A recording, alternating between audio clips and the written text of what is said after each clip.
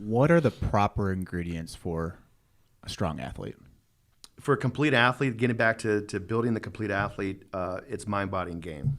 You know, people make it real intricate and sophisticated. So 3 things. It's just 3 things. Mind. Mind. Body. You got to have your mind in the direction, right? Body and game. Okay, I'll break it down. Mentally, we always encourage all of our athletes to have a growth mindset. A lot of kids don't know that. Keep learning. Keep learning. Whatever you want to get better at, you could get better at. Which goes back to be willing to read books. Read books. They teach us in our local school district. My kids learn that when it's Stephen Covey principles. Begin with the end in mind. Woo, long-term athlete development. Where do I want to be when in college? Okay, what do I have to do starting today? And have a road. How do I get there? You know what I'm saying? These are a lot of them are Covey principles. Okay, have a growth mindset. That means pull your head out of your rear. Okay, anything you want to get better at, you get better at with the right mindset. Yeah. Some people, okay, bubblegum positive. No, it's not like that. Okay, the bottom line is you got to open up your mind to the potential of where you can go and achieve. Okay, that's number 1.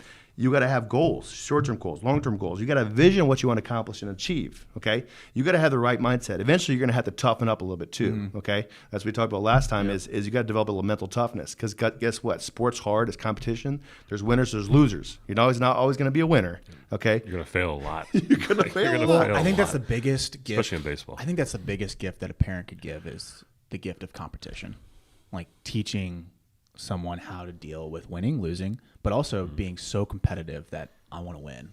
I want to win really bad. My best players are there because they lost more, and they dealt with it, and they got over it. And now you could hit them over the head with failure, and they'll just look at you like, bro, get out of my way. Yeah.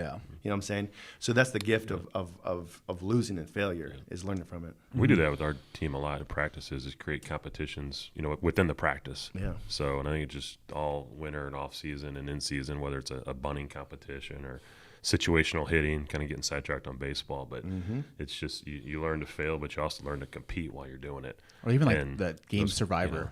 That's the Survivor game with the ground balls. Yeah.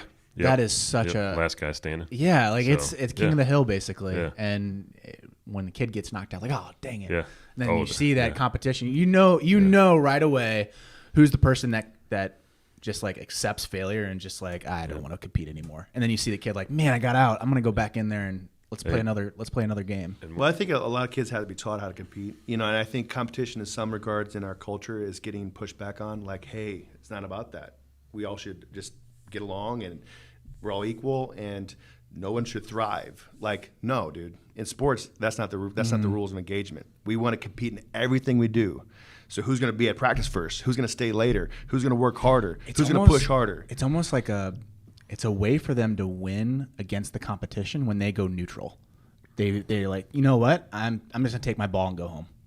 I mean, that's not literally because I say developing champions in sport and life. We're not preparing them for sport or for life because the reality is, they come work for Jaws and they're like, well, I'm not really into competition. I don't really care if Specker's better than me. Yeah. Okay, you're fired.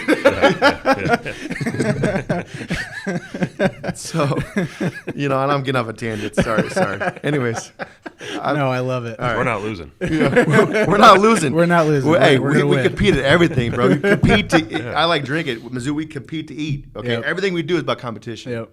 The sooner you can install that at a young age, like, yo, we compete, man. Okay, but we lose too, and we're gonna learn how to lose, and we're gonna be good losers.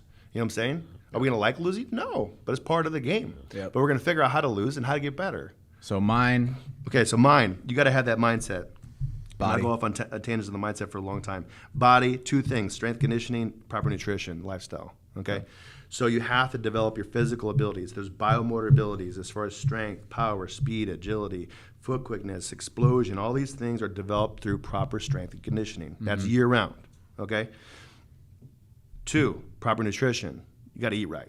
Okay, you could be a beast in the cages, freaking dropping bombs, max velo, be explosive fast. But if you fuel your body with the wrong foods, guess what's going to happen on one of these tournaments or double headers? You're going to be gassed. You'll be running to the freaking concession stand trying to slurp down a Pepsi and a freaking thing of nachos because you're gassed.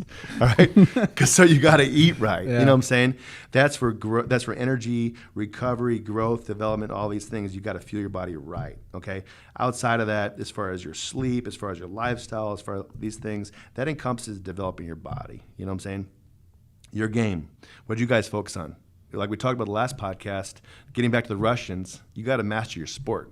Okay, the Russians were into sport mastery. Acquire skills. Acquire skills. You Master got to be a master technician. Okay, that's where, not to rip on baseball players and a lot of other athletes and other sports, they're master technicians, but they do nothing else. They don't develop their mind.